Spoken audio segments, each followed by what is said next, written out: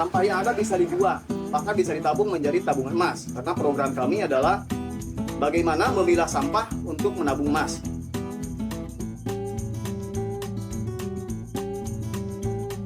Dengan kepedulian banyaknya sampah yang berserakan di kampung-kampung, di rumah-rumah atau di jalan-jalan gitu.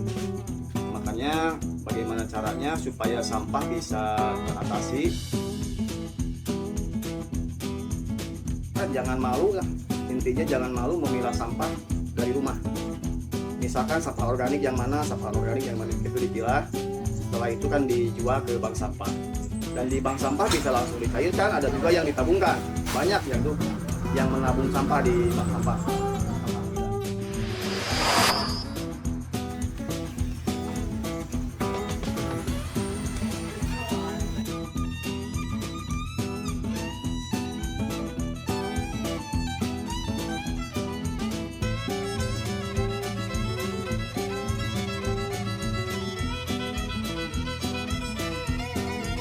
Assalamualaikum warahmatullahi wabarakatuh. Perkenalkan, nama saya Pak Kamsa Santosa, asal Dusun Cikubang, Desa Cintakarya, RT 2 RW 2. Ya, awal mula terbentuknya bank sampah pertama terinspirasi dengan kepedulian banyaknya sampah yang berserakan di kampung-kampung, di rumah-rumah atau di jalan-jalan gitu.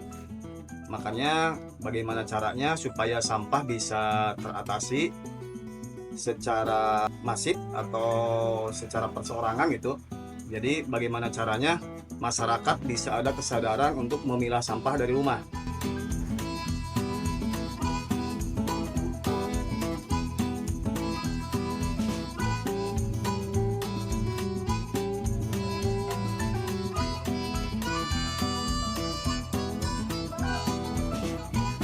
Makanya kami bersama teman-teman membentuklah sebuah bank sampah dengan inisiator yang banyak. Yang pertama Pak Dewan, Pak Dede Sutiswa. Yang kedua Kepala Desa Cintakarya, staf desa berserta staf perangkatnya. Yang ketiga mungkin stakeholder lain dari RT, RW, dan masyarakat. Jadi berawal didirikannya bank sampah itu berdasarkan kepedulian terhadap lingkungan hidup untuk bersih dan bebas dari sampah. Sesuai dengan program Bupati Pangandaran menuju Pangandaran Zero Waste, Pangandaran bebas sampah.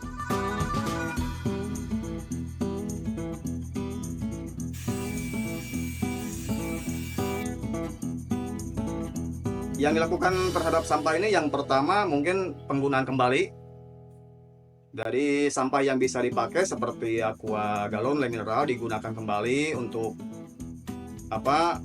wadah dari air atau apa gitu ya, digunakan wadah pupuk tuh. Jadi ada penggunaan kembali. Yang kedua ada daur ulang, mungkin kesananya ada daur ulang gitu. Jadi ada yang digunakan, ada yang didaur ulang, dan ada juga yang dimusnahkan seperti sampah residu yang tidak bisa didaur ulang. Sekarang ini ada program dibakar dengan menggunakan alat pembakaran khusus yang ada di TPA.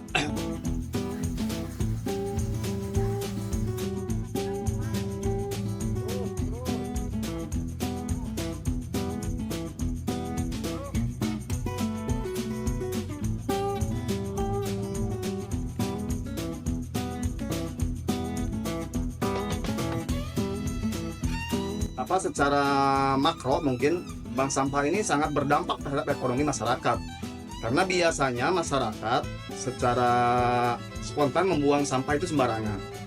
Sekarang bagaimana caranya sampah itu menjadi penghasilan bagi masyarakat itu sendiri dengan cara mengumpulkan sampah di rumah-rumah itu ya, lalu dijual ke bank sampah, otomatis bisa menopang ekonomi mereka.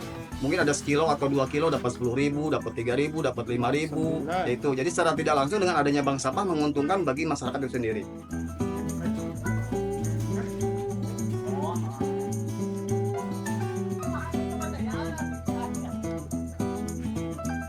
Yang pertama, untuk pengelolaan di bank sampah dilakukan penarikan dari masyarakat. Mungkin dari, kalau di sini ada pengambilan dari setiap desa-desa yang ada di Kabupaten Pangandaran. Ada juga yang di luar Kabupaten Pangandaran. Dari masyarakat ditarik, dikumpulkan di bank sampah unit, lalu ditarik kembali ke sini dan dikemas dipilah sesuai jenis barangnya. Jadi beberapa jenis, ada aqua botol, aqua gelas, gitu, ada dus, ada besi, ada karpet. Nah setelah itu baru didistribusikan untuk dijual ke pengepul-pengepul besar atau ke pabrik-pabrik untuk didaur ulang kembali.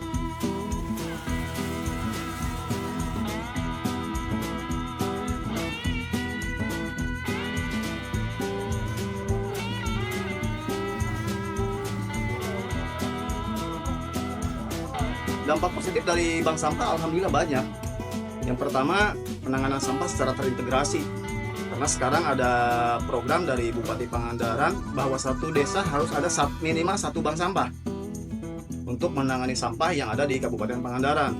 Karena program Bupati itu Pangandaran Zero Waste. Jadi Pangandaran itu nanti seperti Banyumas, tidak ada TPA ke depannya. Jadi bagaimana penanganan sampah di programan dilibatkan ke desa masing-masing. Jadi mempunyai desa pengolahan sampah mandiri. Makanya dibentuk di setiap desa itu ada TPS 3R, tempat pembuangan sampah sementara, residu, recycle, reuse.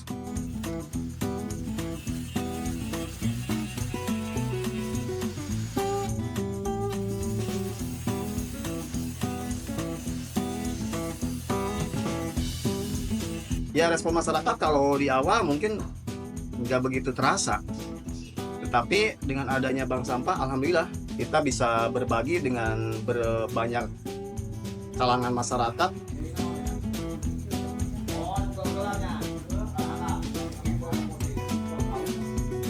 Mungkin kalau ada satu program yang namanya bantuan dari beasiswa dari bank sampah, itu alhamdulillah udah saya lakukan. Yang kedua, adanya BPJS Ketenagakerjaan bagi pengepul sampah. Jadi pengepul sampah ada jaminan kematian, jaminan kecelakaan, dan jaminan hari tua.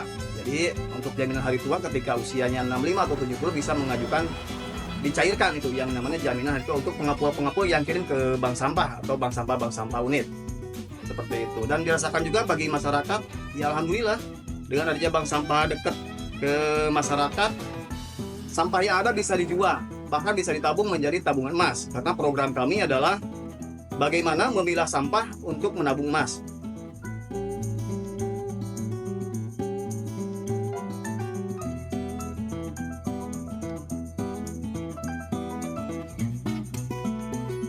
Keuntungannya kalau secara materi mungkin dapat untung, tapi kalau ya banyak lah.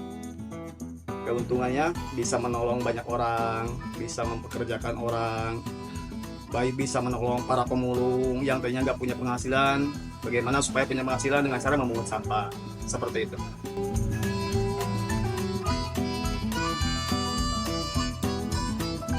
Terkait usaha bank sampah memang ada di masyarakat itu ada pro kontra, banyak pro kontra lah seperti itu. Tapi alhamdulillah saya menikmatinya dengan senang hati. Berbagai masalah nggak jadi hambatan, tapi bagaimana masalah menjadi tantangan bagi saya untuk lebih berhasil ke depan. Seperti itu. Pesan untuk warga sekitar, jangan malu lah. Intinya jangan malu memilah sampah dari rumah. Misalkan sampah organik yang mana itu dipilah. Setelah itu kan dijual ke bank sampah. Dan di bank sampah bisa langsung dicairkan, ada juga yang ditabungkan. Banyak yang menabung sampah di bank sampah. Alhamdulillah.